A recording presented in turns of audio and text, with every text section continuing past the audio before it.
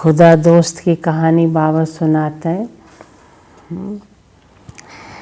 तो संगम की बात है। तो बाबा ने कहा, मीठी बच्ची,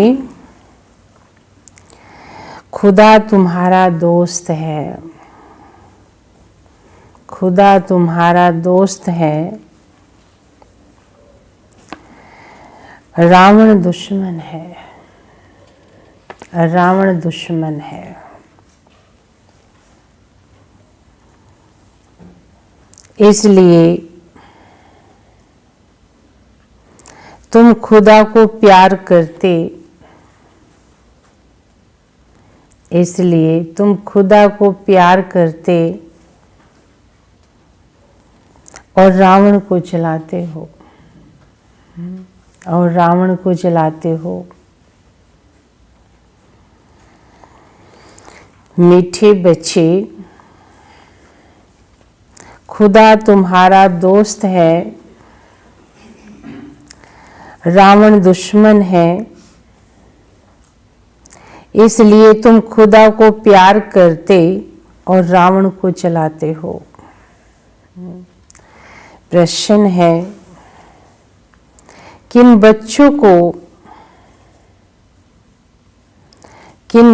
को अनेकों की आशा बनाते हैं और दूसरों को भी आप समान बनाते हैं।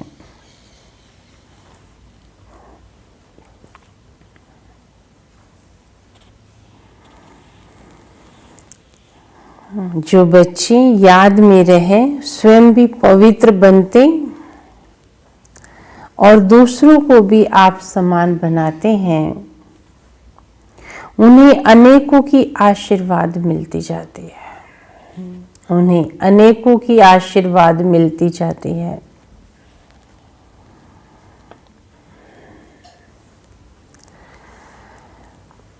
वे बहुत ऊंच पद पाते हैं, वे बहुत ऊंच पद पाते हैं।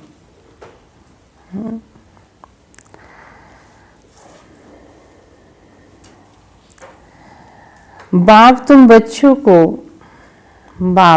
बच्चों को श्रेष्ठ बनने की एक ही श्रीमत देते हैं, एक ही श्रीमत देते हैं। बच्चे किसी भी देहधारी को याद ना कर मुझे याद करो। किसी देहधारी को याद ना कर तुम मुझे याद करो। तो ये बाबा ने बताया कि किन बच्चों को आशीर्वाद मिलती है, जो क्या करते, खुद पवित्र रहे, दूसरों को भी पवित्र बनाते हैं, सेवा करते हैं। आप समान जैसे हम बने बाबा के, ऐसे औरों को भी बाबा के बनाते, बाबा से जोड़ते हैं, उनको आशीर्वाद मिलती है। गीत है, कल गीत क्या था? हाँ जी, अच्छा, आज भी वही गीत है ना। आखिर वे दिन आया आज। ओम शांति। ओम शांति का अर्थ तो रूहानी बाप ने रूहानी बच्चों को समझाया है। ओम माना मैं आत्मा हूं और ये मेरा शरीर है। आत्मा तो देखने में नहीं आती है, आत्मा में अच्छे व बुरे संस्कार रहते हैं। आत्मा में मन बुद्धि है, शरीर में बुद्धि नहीं है। बुद्धि किस में है? हाँ, मुख्य है आत्मा, मुख्य है आत्मा। शरीर तो मेरा है, आत्मा को कोई देख नहीं सकते हैं। शरीर को आत्मा देखती है, आत्मा को शरीर नहीं देख सकता। क्या? शरीर आत्मा को नहीं देख सकता। क्योंकि चेतनता तो किस में है? आत्मा में है ना। वैसे ही आत्मा का जो बाप है, जिसको गॉड फादर कहते हैं, वह भी देखने में नहीं आते हैं। उनको समझा जाता है, जाना जाता है। हम आत्मा सब आपस में भाई भाई हैं। शरीर में आते हैं तो कहेंगे ये भाई भाई हैं, ये भाई बहन हैं। आत्मा तो सब भाई भाई ही है ना। क्या कहेंगे? हिंदू मुस्लिम सिख ईसाई आपस में हम भाई भाई। आत्मा का बाप है परम पिता परमात्मा। जिस्मानी भाई बहन एक दो को देख सकते हैं, आत्मा का बाप तो एक है, उनको देख नहीं सकते हैं। तो अब बाप आए हैं पुरानी दुनिया को नया बनाने के लिए। बाबा आया है। हाँ, लौकिक बाप वो अपने हिसाब से जो काम करता है, जो जिम्मेवारी मिलती है वो करता है, अपनी निभाने की कोशिश करता है। और जो परम पिता है, परलौकिक बाप ना, वो अपना काम करता है। उसका काम है ना हमारे जीवन को गुणों से संपन्न बनाना, ना हमारे जीवन को सुखमय बनाना, देव समान बनाना, सब कुछ अच्छा अच्छा करना। ये काम लौकिक नहीं कर सकता है। जीवन को पवित्र बनाना, देवता बनाना, नरक को स्वर्ग बनाना। लेकिन बाबा कहते बाप का फर्ज होता है, माने बच्चों के लिए कुछ करता है ना। तो बाबा भी हम बच्चों के लिए क्या कर रहे हैं? सब कुछ नया नया कर रहा है। तो बाप आए हैं पुरानी दुनिया को नया बनाने। नई दुनिया सतयुग थी, अब पुरानी दुनिया कलयुग है। इनको अब बदलना है। पुरानी दुनिया तो अब खत्म होनी ही है। पुराना घर खत्म हो, नया घर बनता है। वैसे ही पुरानी दुनिया खलास होनी है। सतयुग के बाद फिर त्रेता, द्वापर, कलयुग, फिर सतयुग आना जरूर है। वर्ल्ड की हिस्ट्री, ज्योग्राफी रिपीट होनी है। सतयुग में होता है देवी देवताओं का राज्य। सतयुग में देवी देवताओं का राज्य, सूर्यवंशी और चंद्रवंशी इनको कहा जाता है। जहाँ पे लक्ष्मी नारायण की डिनाइस्टी थी, राम सीता की भी डिनाइस्टी थी। पहले होगी लक्ष्मी नारायण की, फिर होगी राम सीता की। तो ये सहज है ना समझना। मैं बदलता है ना। इस सतयुग ही नहीं रहा, ना त्रेता रहा, तो ये कलयुग रहेगा क्या? ये भी बदल जाएगा ना। फिर द्वापर कलयुग में और धर्म आते हैं। फिर देवता जो पवित्र थे वो अपवित्र बन जाते हैं।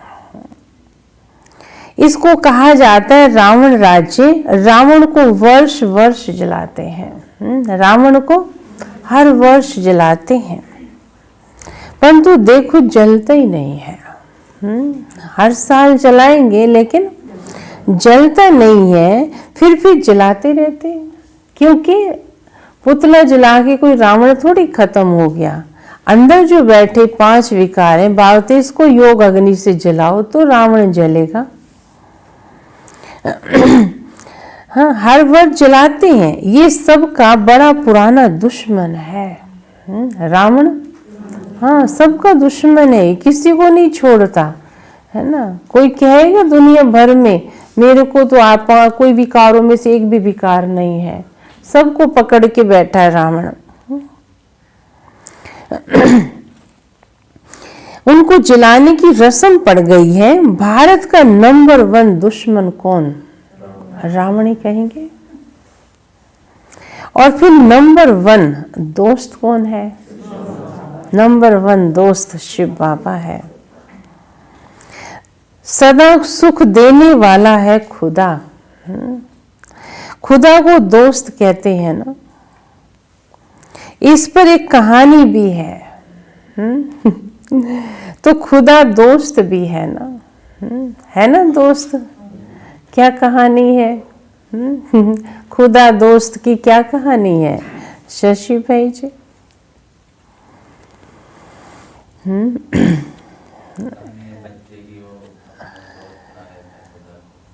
हाँ, बच्चे की कहानी है। और खुदा दोस्त की कहानी नीलम बेन बनाया था दोस्त भगवान को अपना, और रास्ते में जा रहे थे तो रेता पड़ गया, आग जलने लगा एकदम से, परछाई मतलब उनके साथ साथ चल रही थी। और देखो खुदा दोस्त की कहानी ऐसी है ना, शॉर्ट में सुनाते हैं आपको, है ना। तो एक राज्य था जिसमें जो है 5 साल के बाद जो राजा बनता था तो उसको जो है 5 साल के बाद उतार दिया जाता था और उसको जंगल में भेज दिया जाता था, है ना। तो उसको जो है जंगल में जीव जंतु रहते तो खत्म हो जाता था, मैं कि वहाँ पे एक रेखा को क्रॉस करना पड़ता था, जो उस रेखा को क्रॉस कर जाता था तो उसको वहाँ का राजा चुन लिया जाता था, है ना। तो ऐसे जो है एक व्यक्ति को जब चुना गया, उसने खुदा को दोस्त बना रखा था अपना, और उसने जो है उस रेखा को क्रॉस कर दिया और उसको राजा चुन लिया गया। अब उसको पता था कि 5 साल के बाद मुझे घने जंगल में भेज दिया जाएगा तो मेरी मृत्यु हो जाएगी।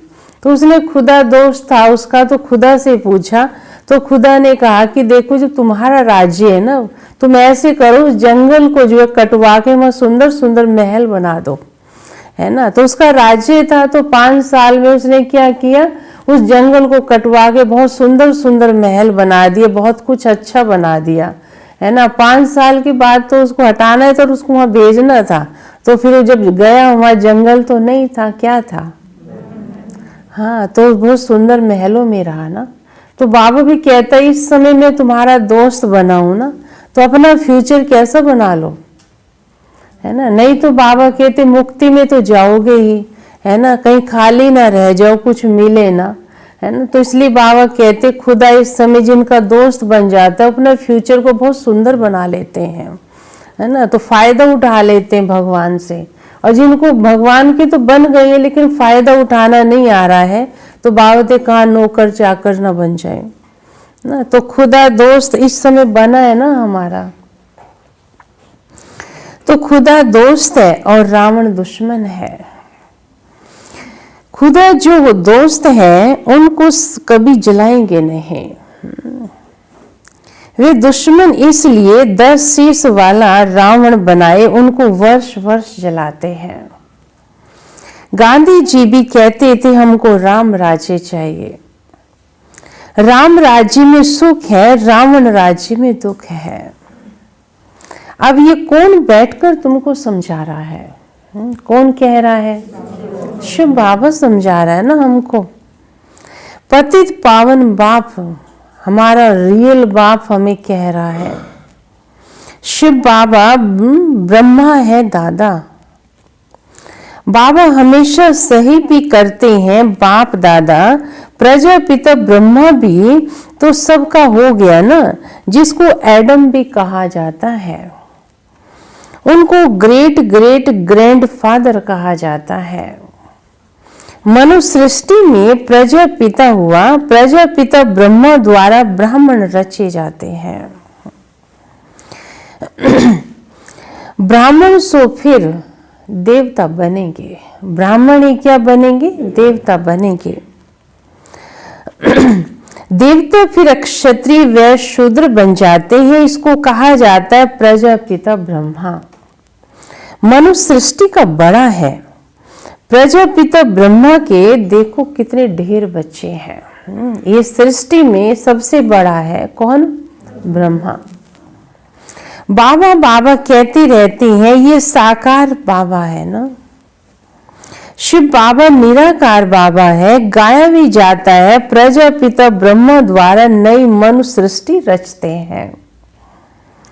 ये साकार बाबा।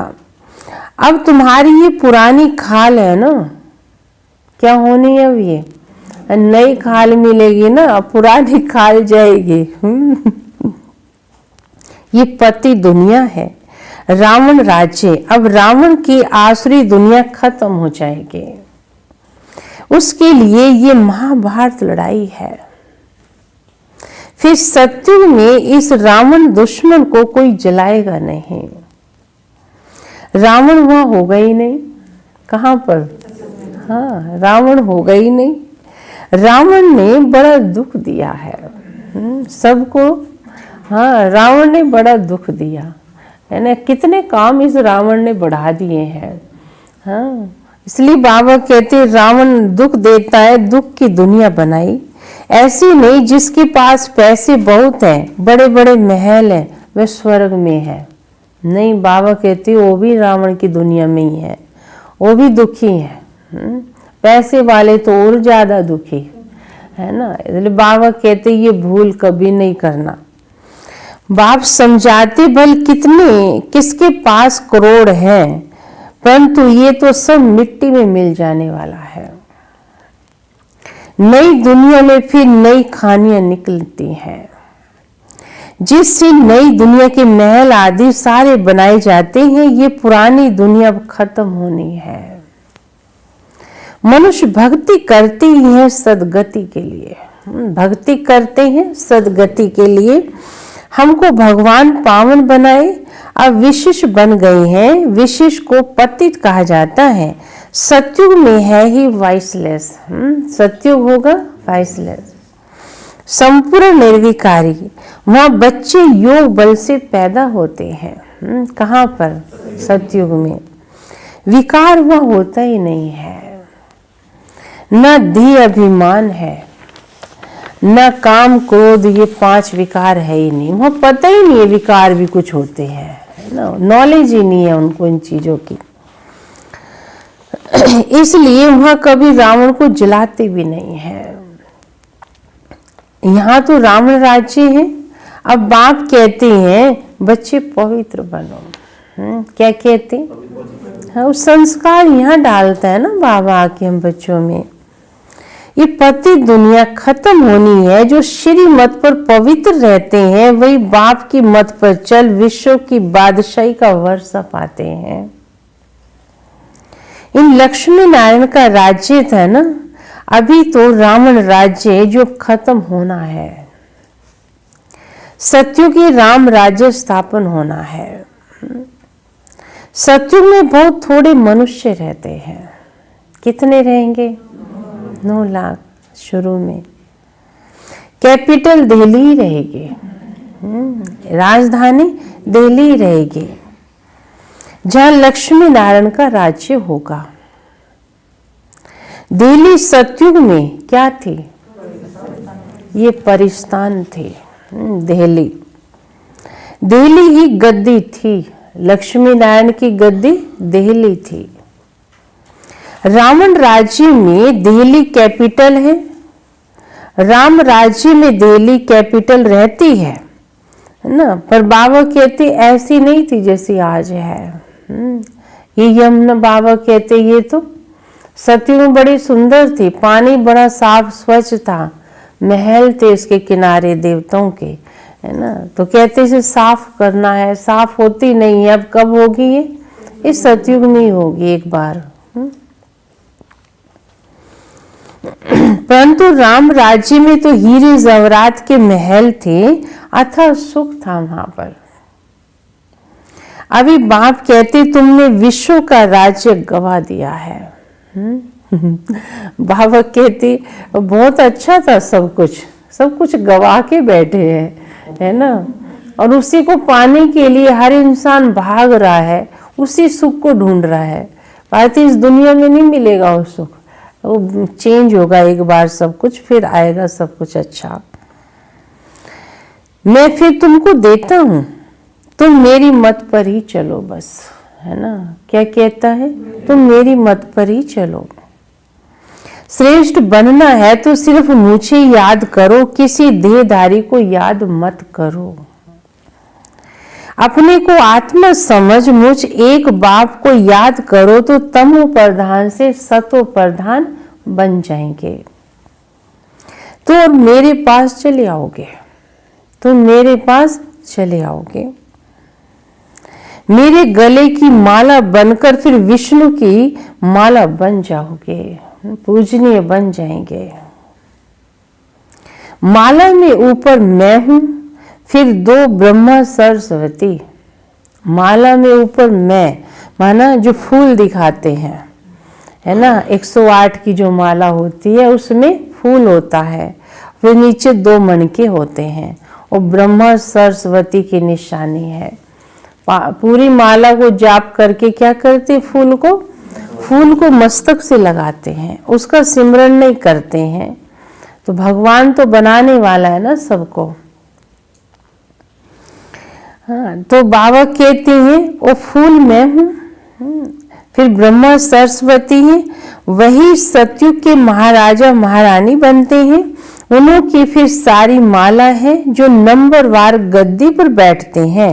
मैं इस भारत को इन ब्रह्मा सरस्वती और ब्राह्मणों द्वारा स्वर्ग बनाता हूँ।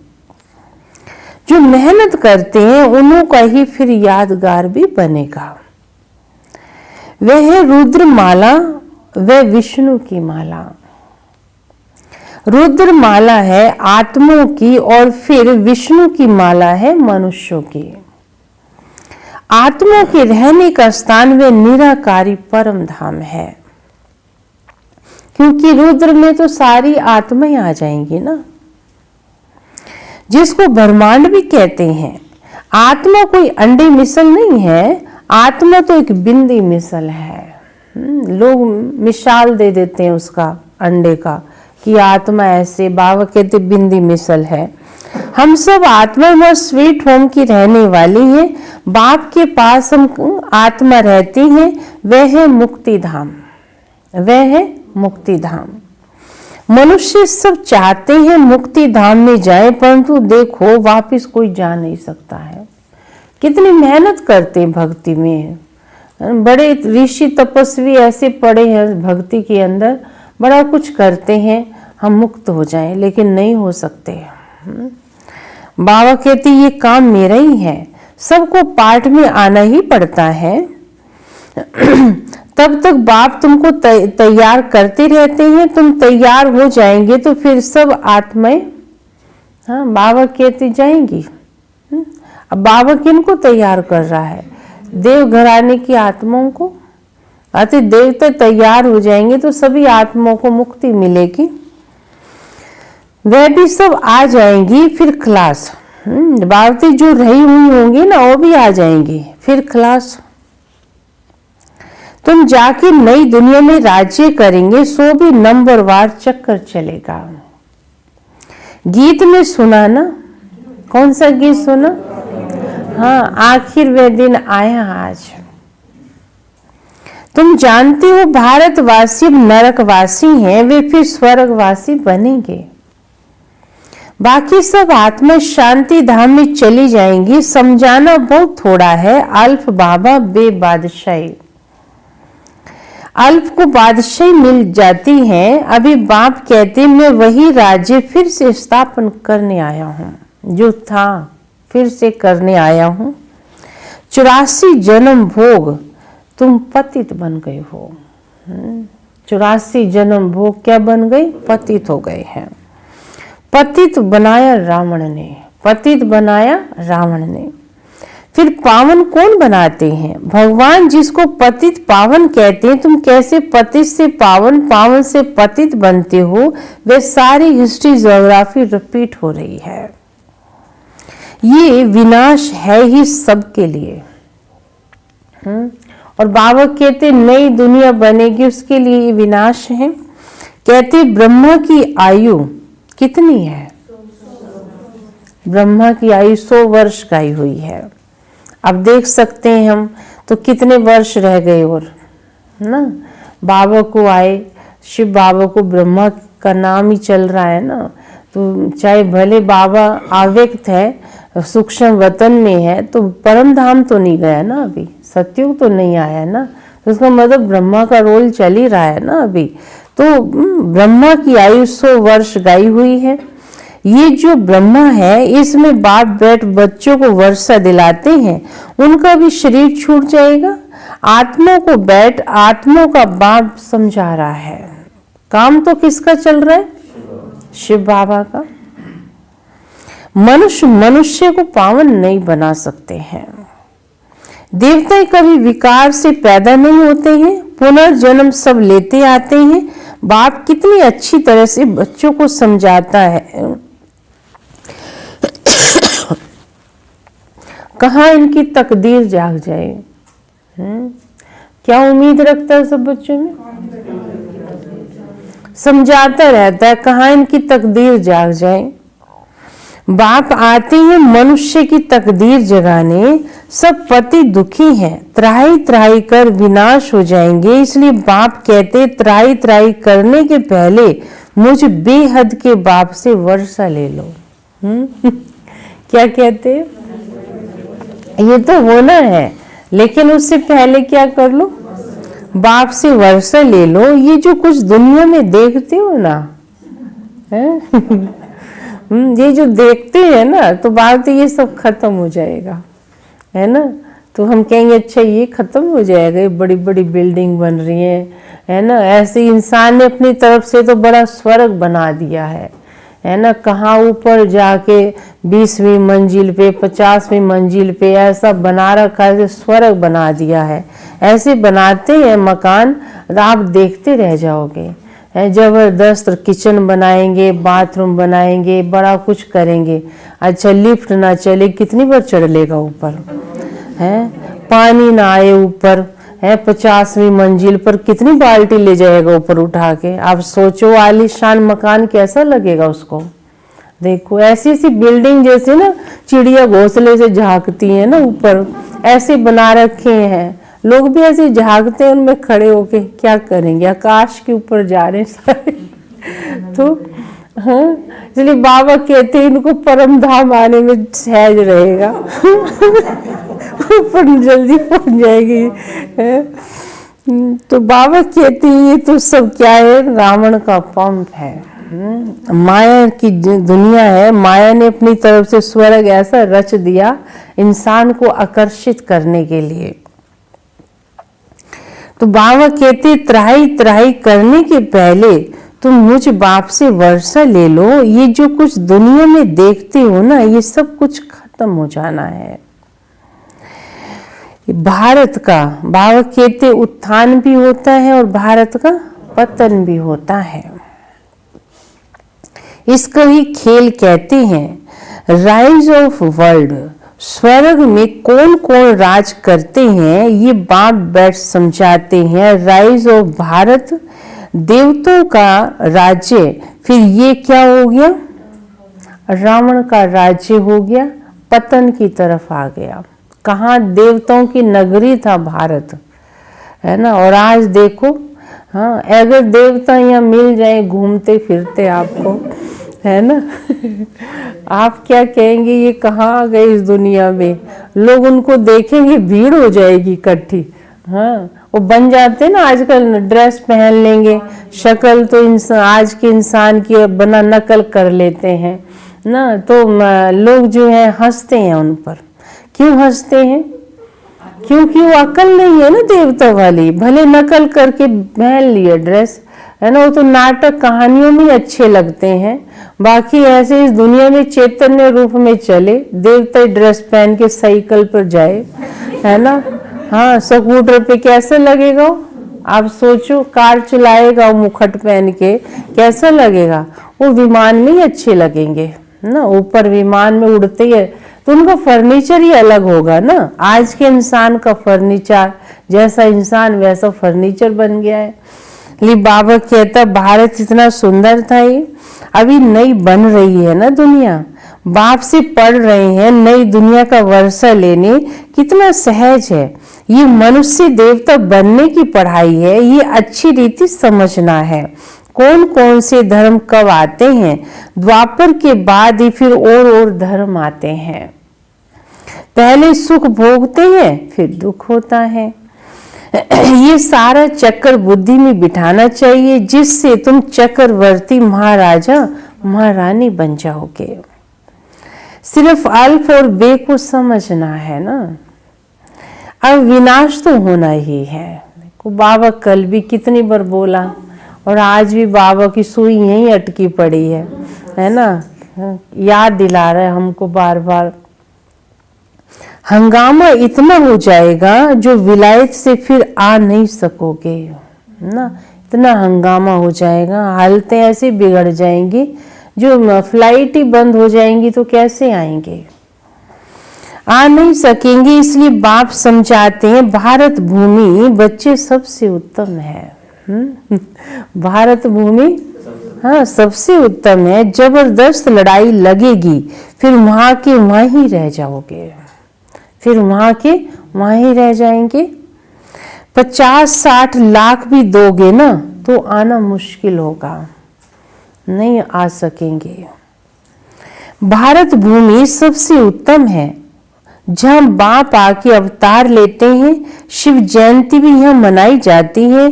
सिर्फ कृष्ण का नाम डालने से सारी महिमा ही खत्म हो गई है ना। धीरे धीरे क्या है, भारत क्या है ये अपने आप में निखर के आएगा बाहर, है ना। लोगों को पता चलेगी भारत की महानता क्या है ना। बाबा कहती तुम तैयार हो जाओ, ये काम होने में टाइम नहीं लगेगा, तुम्हारे देरी तुम बच्चे कर रहे हो, बाकी सब कुछ तैयारी होकर रखी है।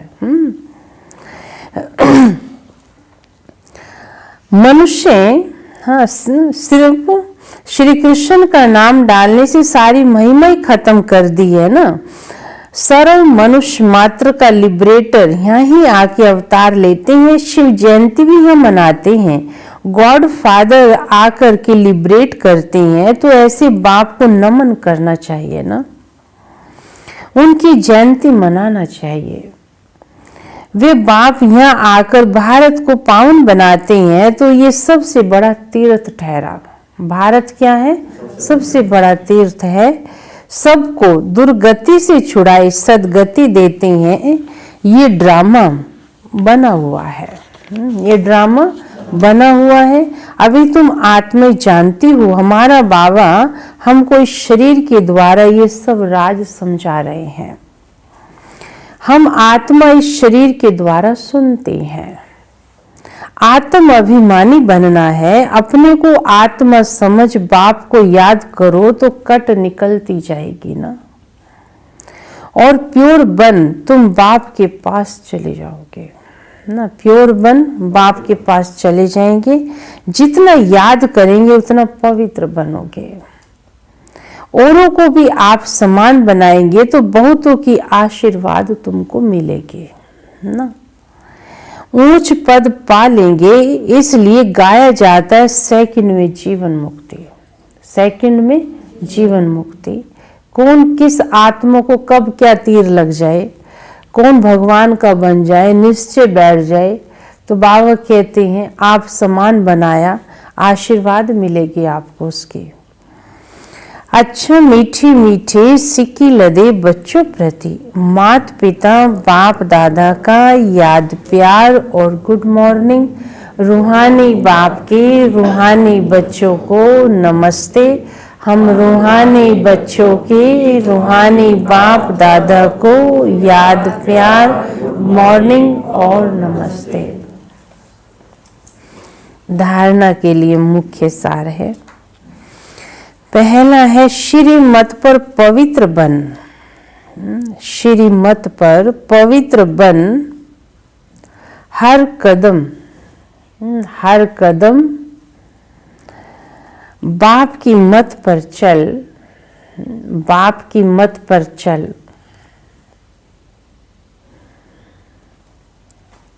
विश्व की बादशाही लेनी है, विश्व की बादशाही लेनी है।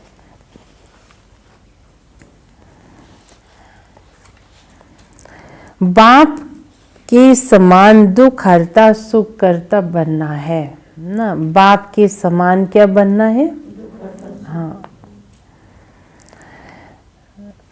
दुख हरता सुख करता बनना है। दूसरी पॉइंट है मनुष्य देवता बनने की ये पढ़ाई है। मनुष्य देवता बनने की ये पढ़ाई है। सदा पढ़ते रहना है ना, सदा पढ़ते रहना है।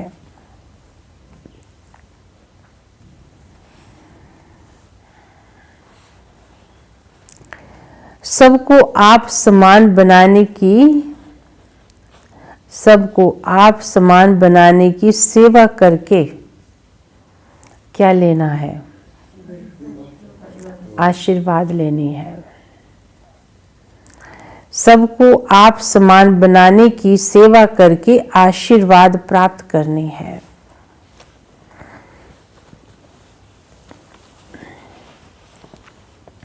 अच्छा, वरदान है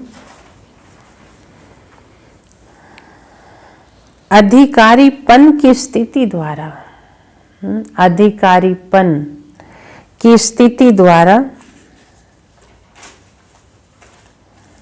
बाप को अपना साथी बनाने वाले, बाप को अपना साथी बनाने वाले सदा विजयी भव, सदा विजयी भव। अधिकारीपन की स्थिति द्वारा बाप को अपना साथी बनाने वाले सदा विजयी भव। अच्छा, विस्तार है। बाप को साथी बनाने का सहज तरीका है क्या? बाबा को साथी बनाने का सहज तरीका है अधिकारीपन की स्थिति।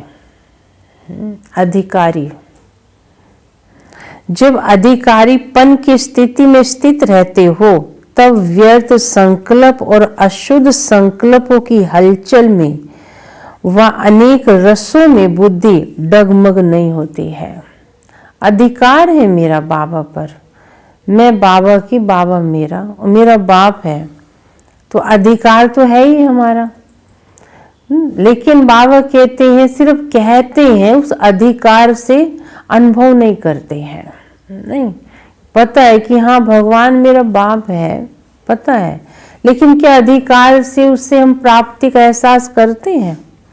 जैसे लौकिक में अधिकार होता है ना कि तुम माता हो, तुम पिता हो, तुम बच्चे हो, तुमको करना ही पड़ेगा, है ना, क्योंकि तुम्हारा है। तो ऐसी बाबा कहते हैं, बच्चे कहते तो हैं बाप, लेकिन वो अधिकार अनुभव नहीं करते हैं। अधिकारी बनो। और अधिकारी कब बनेंगे? अधिकारी होता है समर्पण भाव से, है ना। घर परिवार में समर्पण होता है हमारा, है ना, ये मेरा है, समर्पण कर रखा है, उसके लिए कुछ करेंगे। वही बाबा कहते हैं समर्पण भाव ही अधिकारी बनाता है। जब अधिकारीपन की स्थिति में स्थित रहते हो तब व्यर्थ संकल्प, अशुद्ध संकल्पों की हलचल में व अनेक रसों में बुद्धि डगमग नहीं होती है। बुद्धि की एकाग्रता द्वारा बुद्धि की एकाग्रता द्वारा सामना करना और परखना और निर्णय करना, ये शक्ति आ जाती है। सामना करने की शक्ति और परखने की और निर्णय करने की शक्ति आ जाती है, जो सहज ही माया के अनेक प्रकार के वार से विजयी बना देती है। फिर ये तीनों शक्तियां ना, कोई पेपर आ गया, कोई बात ऐसी प्रॉब्लम आ जाती है, लेकिन फेस नहीं कर पाते हैं, उसको सामना नहीं कर घबरा जाते हैं, है ना। कोई ऐसा व्यक्ति आ गया, उसको परख नहीं पाते हैं, धोखा खा लेते हैं, कहेंगे पता नहीं चला, मुझे ऐसा था, मैंने परखा नहीं उसको। फिर निर्णय नहीं ले पाते हैं ना। कोई काम करने चले, कहीं डिसीजन लेना, ले नहीं पाते, लिया लेकिन वो गलत ले लिया, कहेंगे कि पता नहीं चला, मुझे गलत सोच लिया। तो बाबा कहते हैं उसके लिए बुद्धि क्या चाहिए? एकाग्र होकर चलो और अधिकारी बनो। जितना अधिकारी बनेंगे तो बाबा कहते हैं तीनों शक्तियां काम करेंगी आपके। स्लोगन है, राजयोगी वह है जो सेकंड में सार से विस्तार और विस्तार से सार में जाने के अभ्यासी है। राजयोगी वह है जो सेकंड में सार से विस्तार और विस्तार से सार में जाने के अभ्यासी है। उसको ही राजयोगी कहेंगे। समेटना भी आना चाहिए, है ना। कहाँ आवश्यकता है विस्तार में जाने की तो विस्तार में जाओ, जो फिर उसको सार में आ जाओ। तो राजयोगी माना हर बात के राज को समझकर विस्तार में भी जाना जानता है और सार में भी अपने आप को लाना जानता है। विस्तार से सार में जाने के अभ्यासी।